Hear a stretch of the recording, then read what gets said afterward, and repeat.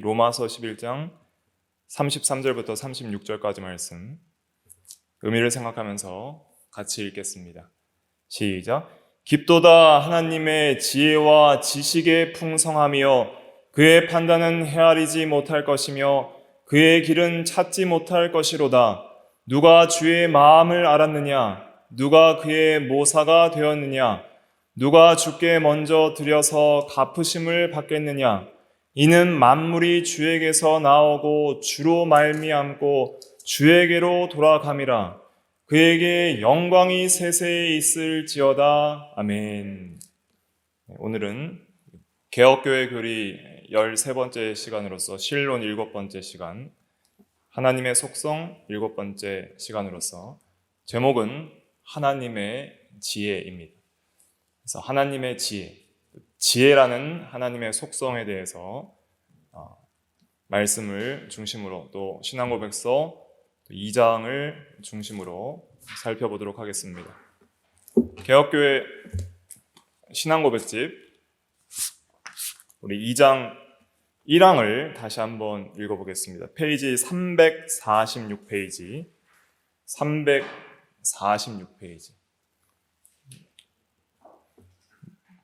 계속 매주 지금 2항에서 진도가 빨리 안 나가는데 그 이유는 이 2장이 상당히 중요한 하나님의 본질과 속성에 대한 부분이고 또 깊이 있게 다루어야 되기 때문이며 또 이 교리문답을 자주 읽는 것이 중요합니다. 그래서 이 교리문답이 또 신앙고백서가 나의 마음에 새겨지고 또 근거의 성경 구절들이 생각이 나며 또 실제로 우리의 삶에서 이 신앙 고백이라는 것은 내가 하나님을 어떻게 믿느냐를 고백하는 거예요.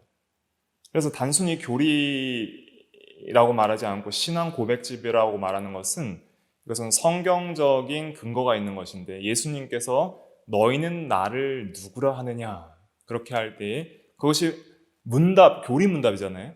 너희는 나를 누구라 하느냐 그러니까 베드로가 주는 그리스도시요 살아계신 하나님의 아들이시니이다. 이것이 신앙 고백이에요.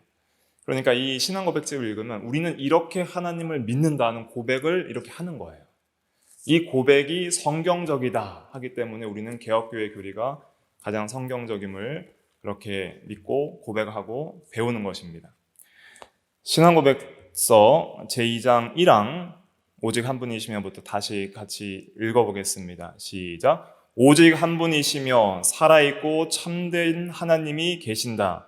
그분은 존재와 완전함에서 무한하시며 지극히 순수한 영이시고 보이지 않고 몸이나 지체나 정욕도 없으시고 불변하시고 광대하시고 영원하시고 완전히 이해될 수 없고 전능하시고 지극히 지혜로우시고 지극히 거룩하시고 지극히 자유로우시고 지극히 절대적이시며 자기 자신의 영광을 위해 그 자신의 불변하고 지극히 의로우신 뜻의 계획대로 모든 일을 행하신다.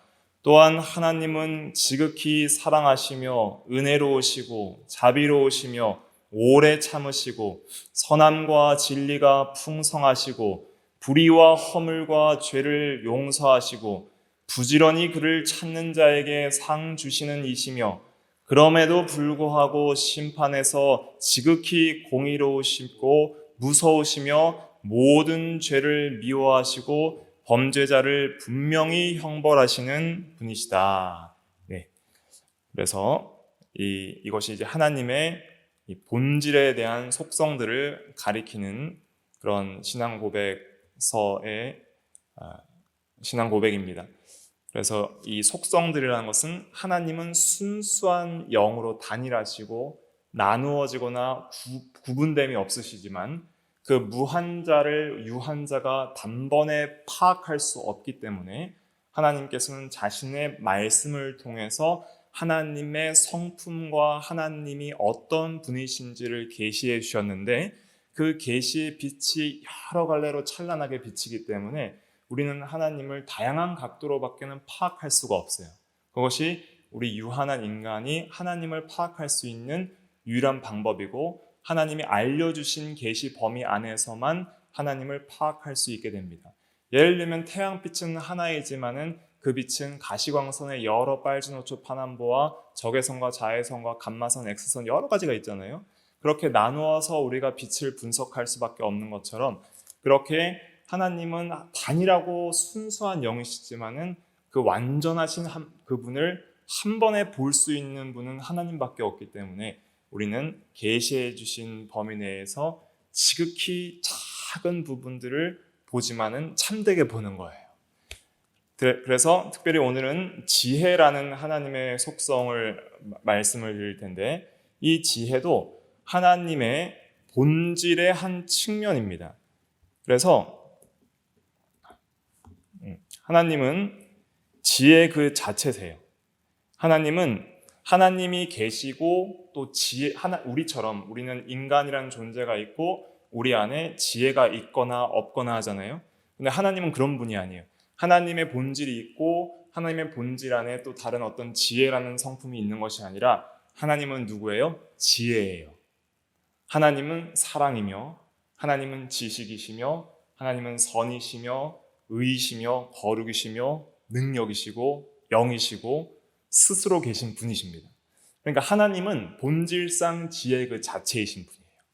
그래서 잠언에서는 이 지혜를 인격화, 의인화시켜서 나 지혜가 부르짖는다, 나 지혜가 말한다 이런 식으로 표현하기도 하고 또 고린도전서 1장 30절에는 예수 그리스도께서는 하나님께로부터 나와서 우리에게 지혜와 의로움과 거룩함과 구원함이 되셨으니 하면서 예수 그리스도를 지혜와 동일시시킵니다.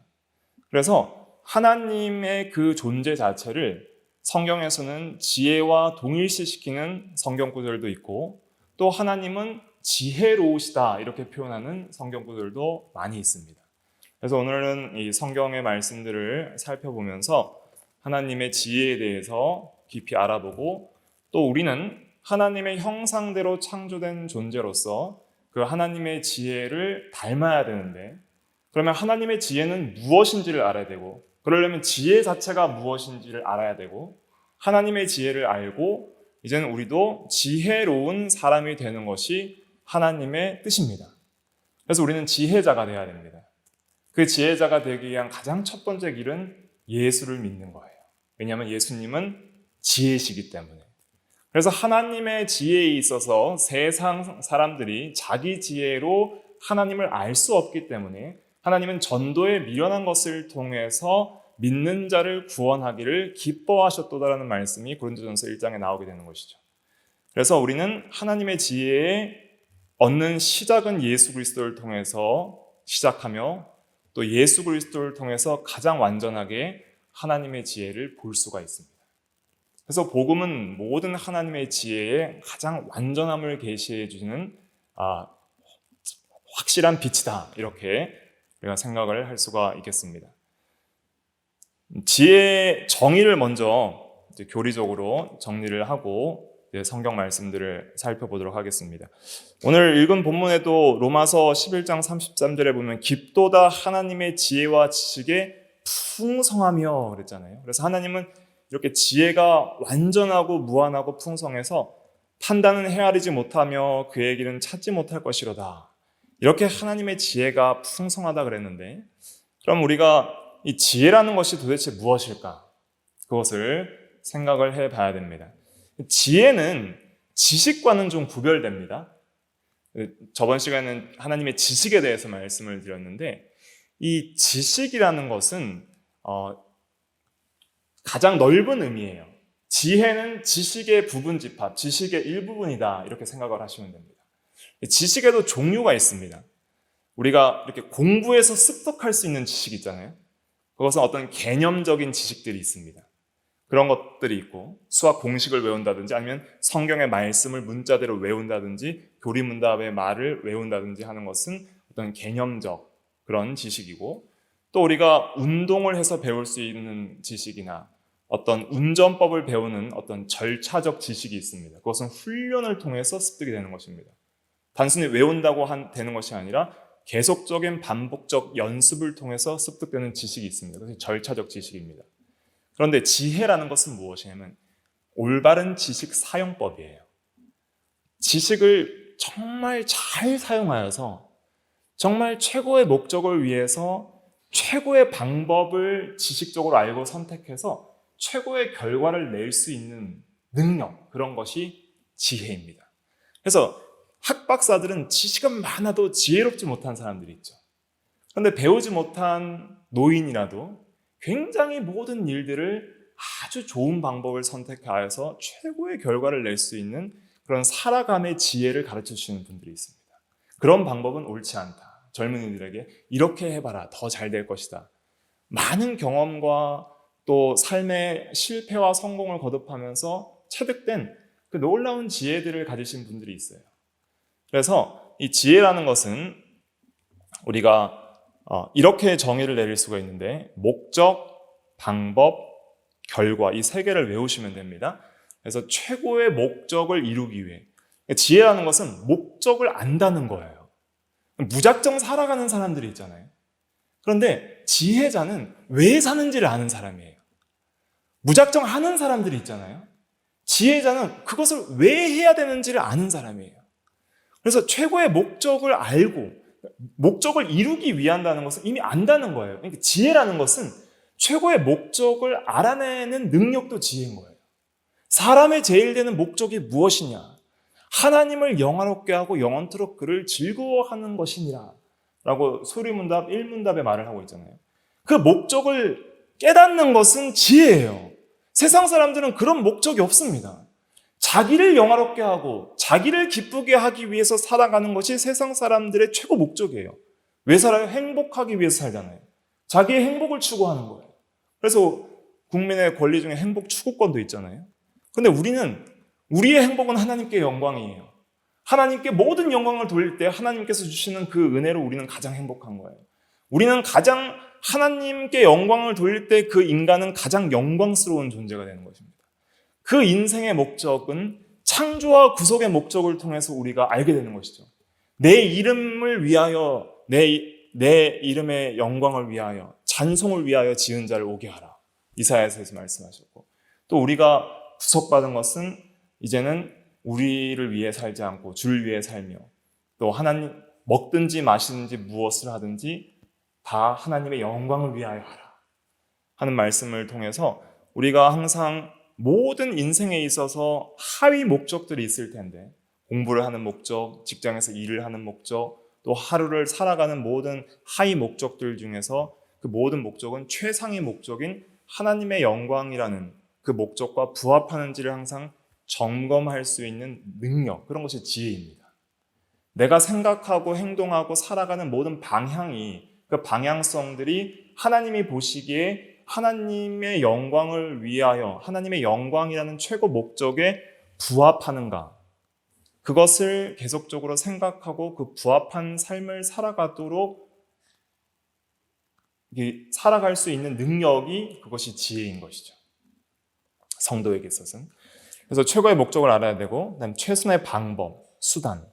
어떤 지식이 있어도 좋은 방법을 사용하지 못하면 실패하게 되거나 최고의 결과를 내지 못하게 됩니다. 그래서 1시간 만에 끝낼 수 있는 것을 10시간씩 일을 하는 사람들이 있잖아요. 그것은 최고의 방법을 선택하지 못했기 때문이에요. 그래서 최고의 방법을 선택해서 항상 최고의 결과를 낼 수 있는 그 능력과 기술이 지혜이다. 이것을 꼭 외우시기 바랍니다. 목적, 방법, 결과예요. 그래서 최고의 목적을 이루기 위해서 최선의 방법을 항상 선택해서 최고의 결과를 내는 능력이, 이것이 지혜입니다. 근데 하나님은 지혜 자체시라는 것은, 하나님은 항상 자신의 영광이라는 최고의 목적에 부합하는 일만 하시고, 그의 이 지혜는 어디서 드러나냐면, 나중에도 살펴보겠지만 창조와 섭리와 구속이라는 것을 통해서 성경에서 찬란하게 계시되고 있습니다. 창조할 때도 지으신 모든 것을 보시기에 매우 좋았더라. 가장 완전하게 창조하시고, 또 섭리하시는 모든 일이, 작정하시고 섭리하시는 모든 일이 모든 것이 합력하여 선을 이루도록 섭리하시는 놀라운 그 지혜와 지식의 풍성함을 알게 하시고, 가장 찬란하게 빛나는 것은 오늘 읽은 로마서 11장 33절은 예수 그리스도를 통한 그 구원에 대한 구원론의 진리를 로마서 1장부터 11장까지 전개하면서 그 구원과 구속에 관한 그 진리의 그 지혜와 지식이, 하나님께서 그 일하신 예수 그리스도를 통해서 일하신 그 놀라운 지혜와 지식이 얼마나 풍성한지를 찬양하는 거예요. 그래서 이 창조, 섭리, 구속, 특별히 이 세 가지의 어떤 범주를 통해서 하나님은 자신의 지혜를 찬란하게 우리에게 성경을 통해서 계시해 주십니다. 그래서 항상 하나님은 실패가 있어요, 없어요? 실패가 없으신 분이에요. 이것은 능력이에요, 능력. 그러니까 지혜는 능력이에요. 아는 것은 힘이다 이런 말도 있잖아요. 근데 지혜는 능력이에요.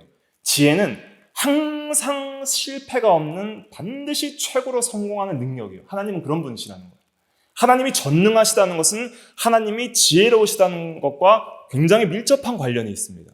하나님은 항상 최고의 목적을 위하여 최선의 방법을 선택하여 최고의 결과를 내셔서 실패가 없으신, 이 세상의 모든 악과 악인들과 죄악까지 다 활용하셔서 예수 그리스도를 파는 가룟 유다와 십자가에 못 박는 악한 무리들과 그 십자가의 악한 형벌과 그 악한 죄까지 이용하셔서 하나님의 그 사랑과 하나님의 택하신 백성들을 구원하는 놀라운 구원의 역사와 그러한 일들을 완벽하게 성공하시고 지금도 성공해 계시고 그리고 미래에도 마침내 성공하실 그 능력의 하나님이 우리가 믿는 하나님이다 하는 것을 깨달아야 하는 것이죠. 우리도 그래서 그 하나님의 지혜를 받아야 됩니다. 지혜는 하나님께서 주시는 거예요. 하나님은 지혜의 근본이에요. 위로부터 나는 지혜가 있다 그랬어요. 그래서 우리도 항상 목적과 방법과 결과를 최선을 선택할 수 있는 그러한 삶을 살아야 되는데 우리는 자주 어떻게 해요? 실패하죠. 목적이 잘못된 거예요. 방법과 결과를 잘 내도 목적이 잘못되고 목적이 하나님의 영광을 위한 목적에 부합하지 않는 순간 그때부터는 실패인 거예요. 방법이 잘못돼도 실패하고 방법도 잘 했는데 결과가 안 좋을 수도 있어요. 어딘가 문제가 있는 것이죠. 믿음으로 순종하지 못했기 때문에 나오는 어떤 여러 가지 문제가 있을 수 있는 것입니다. 그러나 낙심하지 말아야 될 것은 최고의 목적을 위해서 최고의 방법을 사용하여서 최선의 결과를 내었다고 성경과 성령과 양심을 따라서 확신이 드는데도 인생에 있어서 실패라는 느낌이 들 때에는 인내하시면 됩니다. 참고 기다리면 반드시 어떻게 해요? 합력하여 선을 이루시는 거예요. 근데 내가 믿음으로 살지 않고 정말 최고의 목적도 바르지 못하고 정말 악을 행하면서 세상적으로 성공하고 있어요. 회개하시고 돌이키셔야 됩니다. 위험한 때입니다. 그것은 성공이 아닙니다. 하나님이 내버려 두시는 거예요. 더 큰 심판이 있을 것을 두려워해야 하는 것입니다. 항상 우리는 이 세 가지를 점검해 봐야 됩니다. 목적이 바로 되어 있는가? 방법이 바로 되어 있는가? 결과가 바로 되어 있는가? 이것을 깨닫고 실행할 수 있는 능력이 지혜인 것이죠. 그 다음에 또 다른 말로 설명을 드리면 올바른 삶의 기술이다 이렇게 말을 할 수가 있습니다. 그러니까 올바른 결정을 내릴 수 있는 능력이에요. 그러니까 삶이라는 것은 결정과 같습니다. 결정. 우리는 결정으로 살아갑니다. 내일 몇 시에 일어날까 알람을 맞추시고 결정하고 주무시죠. 그리고 아침에 일어날 때가 되면 결정합니다. 알람대로 일어날 건가 더 잘 건가. 그리고 아침에는 뭘 먹을 건가. 어떻게 무엇을 입을 건가 계속 결정하는 거예요. 마음이 움직이는 대로 계속 결정하고 그 마음의 선택이 이루어지면 행위가 나오고 그 행위는 곧 나의 삶이 됩니다. 그래서 이 결정이라는 것은 내 마음의 인격적 작용으로 나오는 거예요. 그래서 마음을 잘 분석하는 게 지혜예요. 우리의 마음은 인격적인 작용을 하는 기관인데 소위 인격이라고 말하는 것이 있는데 그 인격은 세 가지를 기억하시면 됩니다. 지식, 감정, 의지예요. 근데 이 의지는 뭐냐? 이 의지는 무엇이냐면 마음의 선택이 의지입니다. 마음의 선택이 의지예요. 그래서 우리가 어떤 지식이 없으면 감정이 일어나지 않습니다. 뭔가 보고 듣고 느끼는 게 있어야 되는 거예요. 그 어떤 보고 듣고 느끼는 게 있을 때 감정이 일어납니다. 좋다 싫다. 그 좋다 싫다 하는 감정 때문에 선택을 할 수 있어요. 그래서 뇌과학적으로 이 감정적인 영역에 뇌가 손상된 사람은 선택 장애가 일어난다는 연구 결과도 있습니다. 하나님께서 놀랍게 하나님의 형상대로 이 사람을 창조하셨는데 우리가 감정이 내가 지식이 습득됐을 때 좋다는 방향으로 마음이 선택을 하게 되는 거예요. 그럴 때 결정이 일어납니다. 근데 이 결정을 잘 하는 것이 중요한 거예요. 올바른 삶의 기술, 바른 결정을 할 수 있는 것이 중요합니다. 하나님의 지식과 성경의 진리의 지식과 또 성령의 감동과 양심의 작용을 따라 바른 지식을 깨닫고, 지식부터 잘못되면 삶은 실패하게 되는 거예요. 그러니까 모든 삶에 있어서, 특별히 우리 믿음과 행함에 있어서 가장 중요한 부분은 지식입니다. 그리고 그 지식에 대해서 지식을 바로 사랑하고 참된 진리를 사랑할 때에 순종할 수 있는 것이죠. 근데 왜 우리가 진리의 말씀을 제대로 믿지도 않고 믿기를 싫어하고 순종하기도 싫어할까요? 십계명을 매주 읽으면서도 왜 십계명대로 살지 않죠? 감정이 그걸 원하지 않기 때문이에요. 지식은 있는데 내 부패한 욕심이 그 십계명을 거부하니까 그대로 선택을 안 하고 내 소위에 오른 대로 선택을 하는 거예요. 그런데 올바른 삶의 기술이라는 것은, 이것은 성화와 관련되어 있는 것입니다. 거룩한 삶이 곧 지혜예요. 그래서 내가 성경의 말씀을 바로 깨닫고 그 말씀을 사랑하고, 왜 말씀을 사랑하냐면 그 말씀하신 하나님을 사랑하기 때문에 그 말씀을 사랑하고, 말씀을 사랑하기 때문에 그 말씀을 굳게 신뢰하고 순종하는 것이죠. 그것이 지혜로운 자의 삶입니다. 지혜로운 자는 반드시 하나님의 말씀을 어린아이와 같이 겸손하게 믿게 되어 있고, 그리고 순종하게 되어 있습니다. 행하지 않는 그 자는 어리석은 자라 그랬어요, 성경에서. 마태복음 7장에 보면, 앞으로 찾아볼 텐데, 성도의 지혜에 있어서 마태복음 7장 24절부터 25절 말씀 PPT 보시고 같이 읽어볼게요. 시작. 그러므로 누구든지 나의 이 말을 듣고 행하는 자는 그 집을 반석 위에 지은 지혜로운 사람 같으리니 비가 내리고 창수가 나고 바람이 불어 그 집에 부딪히되 무너지지 아니하나니 이는 주추를 반석 위에 놓은 까닭이요 나의 이 말을 듣고 행하지 아니하는 자는 그 집을 모래 위에 지은 어리석은 사람 같으리니 비가 내리고 창수가 나고 바람이 불어 그 집에 부딪힘에 무너져 그 무너짐이 심하니라. 지혜로운 사람과 어리석은 사람을 예수님께서 산상보훈을 통해 말씀하시면서 나의 말을 듣고는 똑같아요. 지식은 있다는 것이죠. 지식은 똑같이 있어요. 그런데 지혜로운 사람은 뭐 하는 사람이에요? 행하는 자. 어리석은 자는 행하지 않는 자. 왜 행하지 않아요? 지식을 사랑하지 않기 때문입니다. 하나님의 말씀, 예수님의 말씀을 사랑하지 않으니까 그 말씀을 의지적으로 선택하지 않는 거예요. 그래서 행하지 않는 것입니다. 그러나 행하는 자는 하나님과 주님을 사랑하고 그 말씀을 굳게 신뢰하고 순종하는 자예요. 그 사람이 지혜로운 사람입니다. 그래서 성경이 말하는 지혜는 거룩한 삶을 사는 방식을 말하는 거예요. 경건한 삶을 살아가는 능력을 말하는 거예요. 그래서 성경이 말하는 지혜는 세상이 말하는 지혜와는 다릅니다. 도덕적 그리고 하나님 앞에서 의로운 삶을 살아갈 수 있는 능력이 성경에서 말하는 지혜예요. 그래서 여호와를 경외하는 것이 지혜의 근본이라는 말씀은, 하나님을 경외한다는 것은 하나님을 두려워하고 사랑하는 것인데, 하나님을 두려워하고 사랑하는 자만이 하나님의 말씀을 믿고 순종할 수 있기에 여호와를 경외하는 것은 지혜의 가장 근본이 되는 거예요. 하나님을 두려워하지 않거나 하나님을 사랑하지 않는 자는 절대로 하나님의 말씀을 믿지도 않고 순종하려 하지도 않습니다.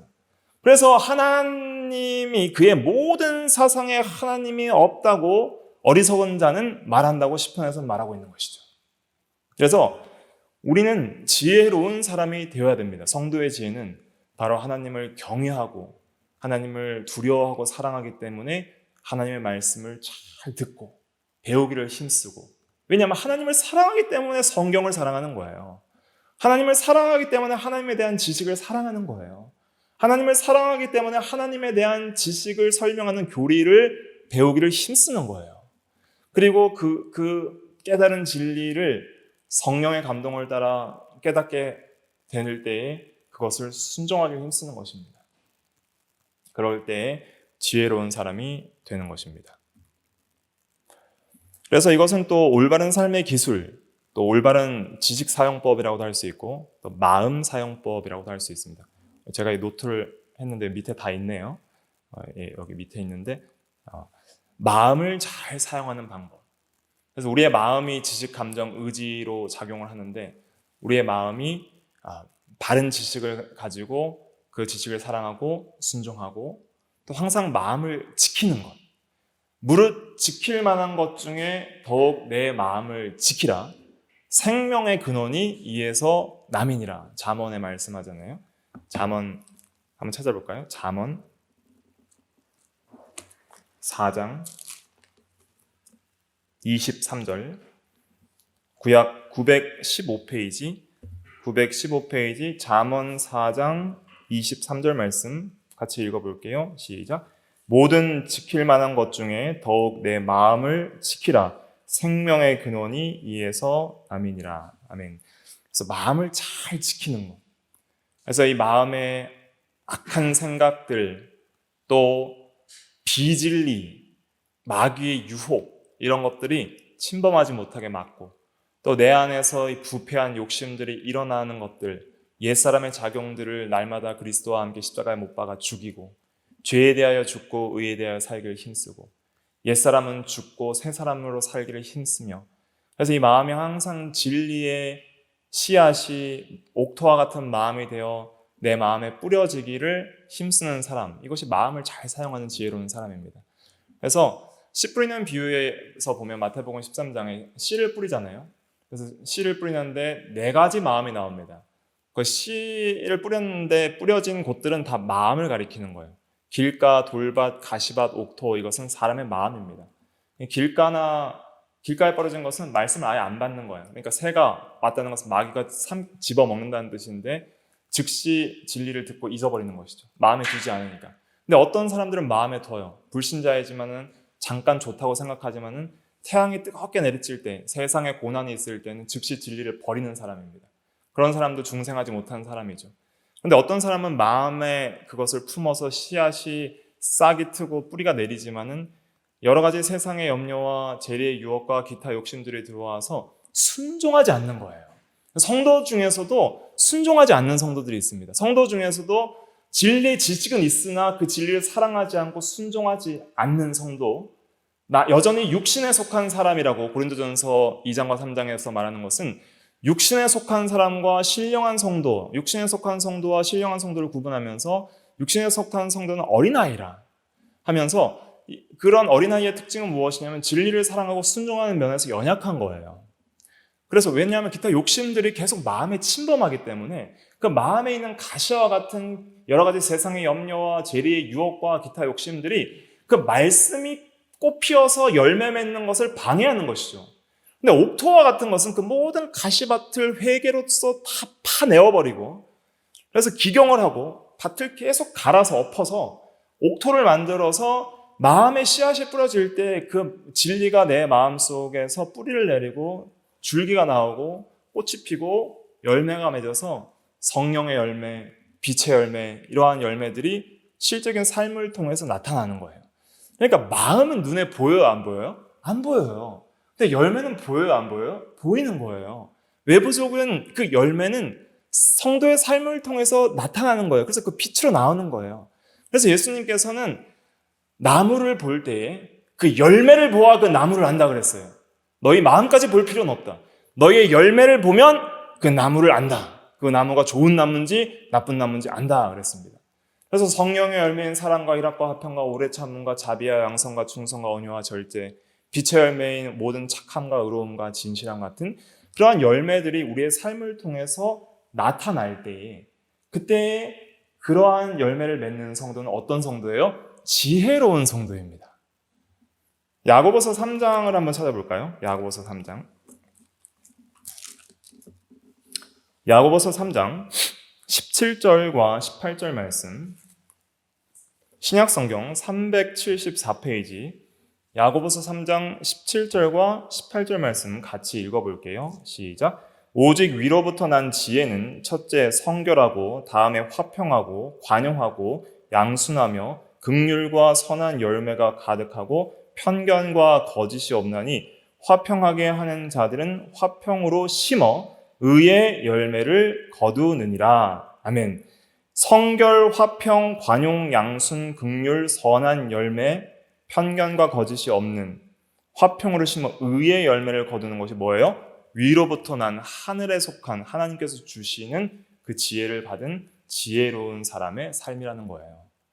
그래서 이 열매를 맺는 능력, 이런 것이 지혜입니다. 그러니까 세상 지혜는 다른 사람 위에 밟고 올라서 성공하거나 뭔가 교활한 지혜들도 있잖아요. 악한 지혜들도 있습니다. 악한 생각을 성공시키는 지혜들도 있는 거예요. 도둑질을 잘하는 지혜도 있고 사기를 잘 치는 지혜도 있지만은 그리스도인의 지혜는 그런 것이 아닙니다. 그것은 15절에 보니까 정욕적인 것이요 시기와 다툼이 있는 것은 혼란과 모든 악한 일들이 있습니다. 그러나 위로부터 난 하나님의 지혜를 받은 사람은 이렇게 의의 열매를 거두느니라 그랬습니다. 그래서 우리가 추구해야 될 지혜는 세상적인 지혜가 아니구나. 땅에 속한 지혜가 아니구나.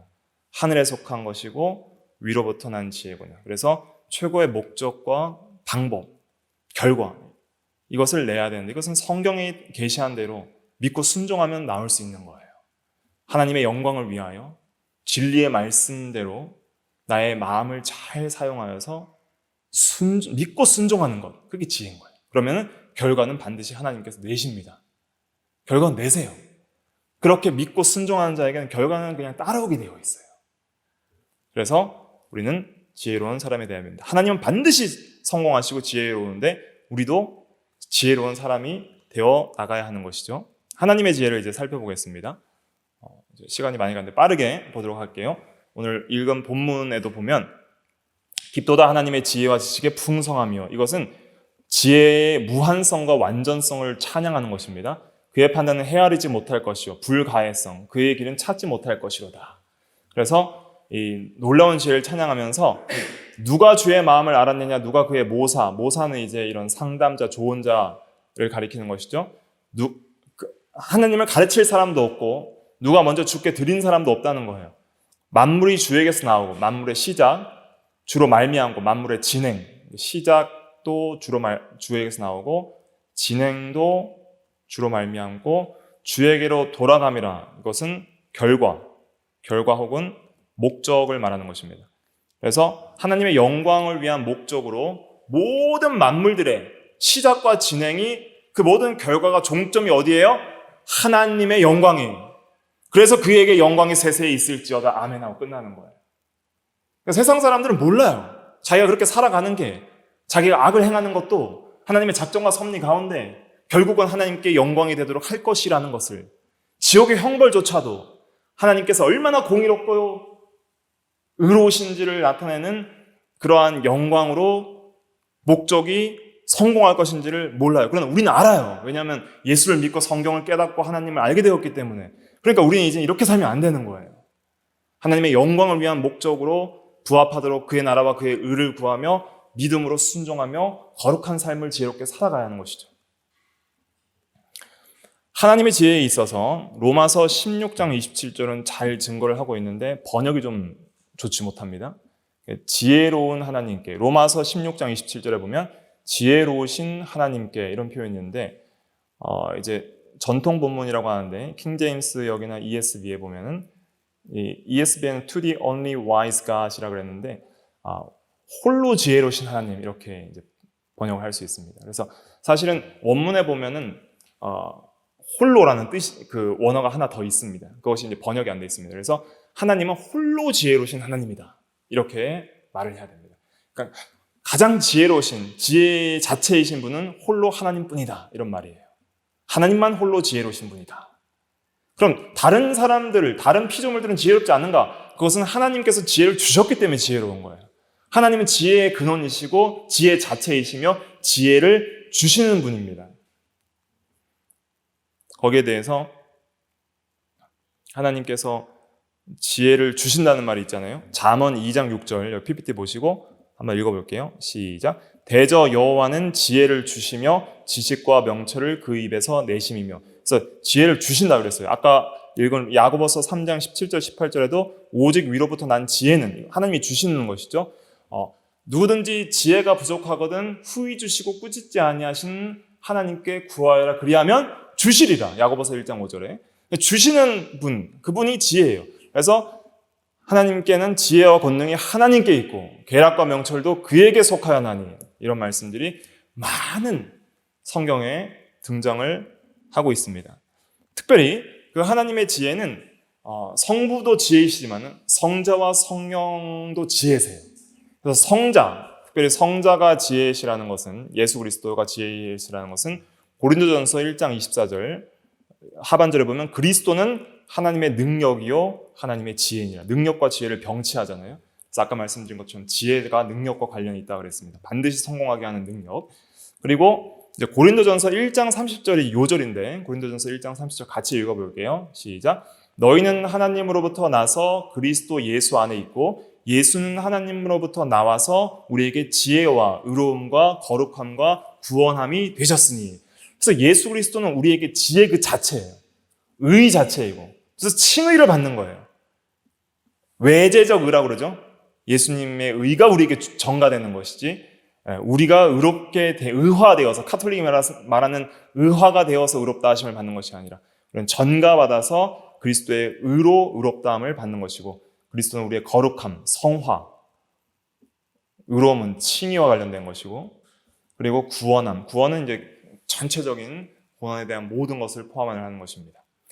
골로새서 2장 3절에는 그 안에 지혜와 지식의 모든 보화가 감추어져 있느니라 그랬습니다. 또 잠언에는 이제 지혜를 인격화해서 1인칭으로 표현합니다. 잠언 8장 12절, 나중에 집에 가셔서 8장 전체를 한번 읽어보시면 아주 좋습니다. 나 지혜는 명철로 주소를 삼으며 지식과 근신을 찾아 얻나니 여호와를 경외하는 것은 악을 미워하는 것이라 나는 교만과 거만과 악한 행실과 패역한 입을 미워하느니라 그랬습니다. 그래서 지혜는, 나 지혜는 이렇게 하면서 이것을 인격적인 그러한 1인칭으로 이렇게 설명을 하고 있습니다. 그래서 지혜에게는 계략과 참 지식이 있으며 나는 또 명철이라 그랬습니다. 명철은 밝을 명, 밝을 철인데, 명철도 어떤 영어로는 understanding, 이해력 이런 것을 가리키는데, 또 지혜도 다른 표현이에요. 명철이라는 것은. 그래서 하나님은 지혜이시며 명철이에요. 그래서 여호와를 경외하는 것이 지혜의 근본이요 명철의 근본이 되는 것입니다.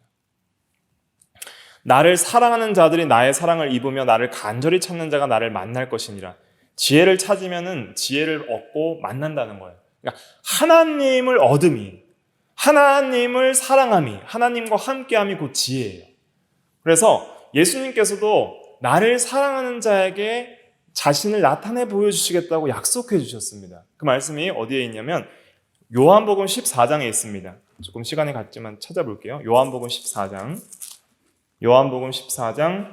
21절 말씀, 요한복음 14장 21절 말씀, 신약 173페이지, 요한복음 14장 21절 같이 읽어볼게요. 시작. 나의 계명을 지키는 자라야 나를 사랑하는 자니 나를 사랑하는 자는 내 아버지께 사랑을 받을 것이요 나도 그를 사랑하여 그에게 나를 나타내리라. 아멘.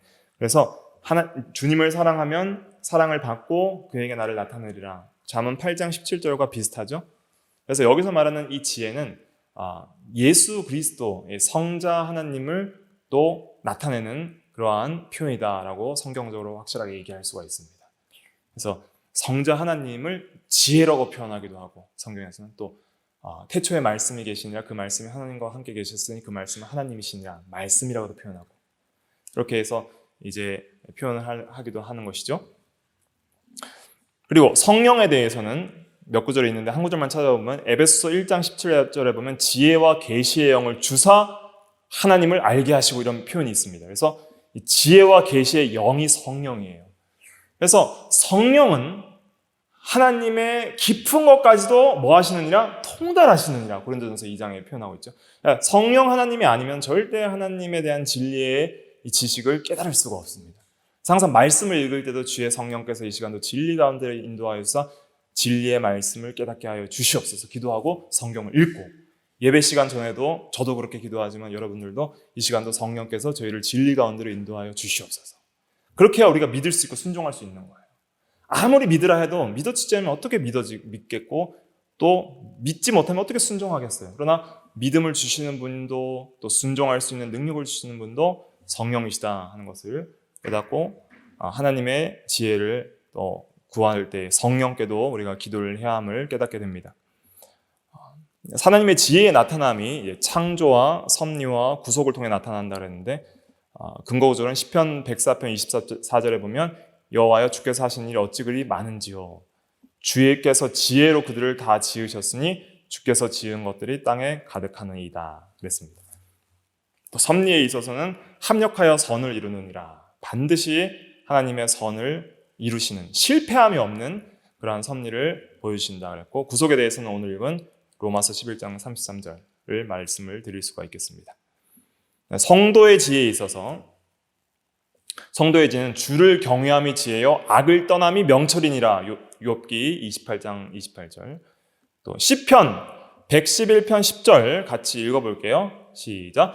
여호와를 경외함이 지혜의 근본이라. 그의 계명을 지키는 자는 다 훌륭한 지각을 가진 자이니 여호와를 찬양함이 영원히 계속되리로다. 아멘. 시편 111편 10절 이런 요절들을 외우시고 잠언 9장 10절 요절입니다. 같이 읽어볼게요. 시작. 여호와를 경외하는 것이 지혜의 근본이요 거룩하신 자를 아는 것이 명철이니라. 그래서 하나님의 말씀을 믿고 순종하고 거룩하게 살려면 첫째로 해야 되는 것은 여호와 경외예요.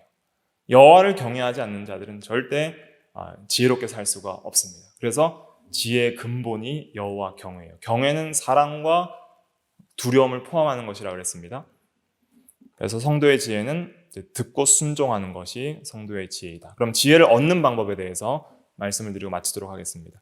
지혜 얻는 방법. 첫째는 말씀을 우리가 깊이 있게 공부하고 깨달아야 됩니다. 그래서 읽는 것, 듣는 것, 또 순종하는 것이 필요합니다. 계시의 말씀을 읽는 자와 듣는 자와 기록된 말씀을 지키는 자가 복이 있다고 그랬습니다. 요한계시록 1장 3절 찾아보시기 바랍니다. 요한계시록 1장 3절. 요한계시록 1장 3절 같이 읽어볼게요. 계시록 1장 3절 같이 읽어보겠습니다. 시작. 이 예언의 말씀을 읽는 자와 듣는 자와 그 가운데 기록한 것을 지키는 자는 복이 있나니 때가 가까움이라. 아멘. 그래서 읽고 듣고 순종하는 것, 지키는 것, 그것을 통해서 지혜를 얻을 수 있고, 둘째는 기도해야 됩니다. 그래서 구하는 자는 얻을 것이요, 찾는 자는 찾을 것이요, 두드리는 이에게는 열리리라 그랬잖아요. 구하라, 찾으라, 두드리라. 또 누구든지 지혜가 부족하거든 후히 주시고 꾸짖지 아니하는 하나님께 구하여라 그리하면 주시리라. 그래서 구해야 됩니다. 그리고 세 번째는 여호와를 경외해야 됩니다. 그래서 말씀을 듣고 읽고 순종하고 기도하는 것은 근본적으로 어떤 사람이 그렇게 하게 되는 거예요? 여호와를 경외하는 사람이 그렇게 하게 됩니다. 근데 신기한 건 무엇이냐면 말씀을 또 읽고 듣고 순종하고 기도하면 더 여호와를 어떻게 해요? 경외하게 되는 것입니다. 그래서 이것이 같이 가는 것입니다. 그래서 성화 없이 지혜 없다. 거룩하고 경건한 삶을 사는 자가 지혜로운 사람이고 거룩해질수록 지혜로운 사람이 됩니다. 지혜로운 사람일수록 거룩한 사람이 됩니다. 그래서 지혜로운 사람은 뭘로 나타난다 그랬어요? 열매로 나타나는 거예요. 성령의 열매, 빛의 열매, 의의 열매 이런 것으로 나타나는 거예요. 구체적으로 잠깐만 살펴보면 말씀에 대해서는 여호와의 증거는 확실하여 우둔한 자를 지혜롭게 하며 하나님의 말씀은 어리석고 우둔한 자를 지혜롭게 한다 그랬습니다. 신명기 4장 6절에 보면 율법의 말씀들을 지켜 행하라. 이것이 여러 민족 앞에서 너희의 지혜요. 말씀을 지켜 행하는 것이 너희의 지혜요. 신명기 4장 6절에 하나님께서 말씀하고 있습니다. 기도. 야고보서 1장 5절 같이 읽어볼게요. 시작. 너희 중에 누구든지 지혜가 부족하거든 모든 사람에게 후히 주시고 꾸짖지 아니하시는 하나님께 구하라. 그리하면 주시리라. 믿음으로 구하고 조금도 의심하지 말라 그랬어요. 그 다음 절에는 의심하는 자는 바람에 밀려 요동하는 물결과 같으니 그러한 자는 무엇을 주께 구하여 얻을까 생각하지 말라. 의심하지 말고 확신을 가지고 믿음으로 구하라. 그리하면 주시리라 그랬습니다.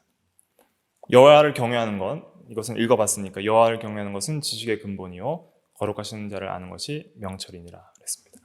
그래서 우리가 오늘 지혜에 대해서 하나님의 속성을 말씀을 드렸는데 하나님은 지혜 자체이시라 그랬습니다. 그래서 하나님은 본질적으로 완전한 지식 그 자체이시고 단 한 번의 행위로서 모든 현재와 과거와 미래와 모든 일들을 우리처럼 추론하고 배우고 사고해서 아시는 것이 아니라 단번에 아시고 하나님의 지혜도 모든 목적과 방법과 결과를 다 아시기 때문에 성공하실 수밖에 없는 분이에요. 그러니까 하나님처럼 지혜로운 자는 이 세상에 없어요. 그리고 하나님은 지혜의 근원이시기 때문에 하나님이 지혜를 주셨기 때문에 악한 마귀도 자기의 어떤 지혜를 가지고 사는 것이지 하나님께서 지혜를 끊어버리시면 누구도 지혜로운 사람이 될 수가 없어요. 예를 들면은 다니엘서 4장에 느부갓네살 왕이 교만하여서 낯소리 3번 하다가 내가 나의 영광을 위하여 이 바벨론 왕국을 건설했다 했는데 그 교만한 그 순간에 정신병자와 같이 되어서 독수리처럼 이렇게 털을 기르고 그 풀밭에서 짐승과 함께 생활하는 그런 자가 된 거예요. 그러니까 다니엘서 4장의 느부갓네살이 그러한 짐승과 같은 사람이 됐다는 것은 정신병이 걸렸다는 뜻입니다. 지혜와 총명을 잃어버렸다는 거예요. 그런데 다니엘에게는 탁월한 영, 민첩함이 있어서 지혜롭게 모든 것을 판단하고 행하는 그러한 능력이 있었던 것이죠. 느부갓네살 왕이 회개할 때에 그 지혜가 회복되는 것을 보고 하나님께 영광을 돌리는 것을 성경을 통해서 알 수가 있는 것입니다. 그래서 하나님께서는 완전한 지혜의 그 자체이시고 본질상 지혜이시기 때문에 우리는 하나님을 지혜시여 이렇게 표현할 수 있고 나의 지혜시여 이렇게 표현할 수도 있고 예수 그리스도는 나의 지혜다 이렇게 표현할 수도 있고 지혜와 계시의 영이신 성령이시여 이렇게 표현할 수도 있고 지혜로우신 하나님이시여 이렇게 표현할 수도 있는 것입니다. 지혜의 근원이시여 그리고 그 하나님께서 지혜의 근원이시기 때문에 지혜를 주시옵소서 또 지혜의 말씀을 믿고 깨닫게 하여 주시옵소서 지혜의 말씀대로 살아가게 하여 주시옵소서. 지혜의 말씀을 믿고 지혜의 말씀대로 사는 것이 뭐예요? 지혜로운 삶이요. 지혜로운 성도가 되는 길입니다. 이것을 굳게 깨닫고 지혜롭게 우리가 살아가는 저와 여러분들이 다 되어야 되겠습니다. 기도하겠습니다.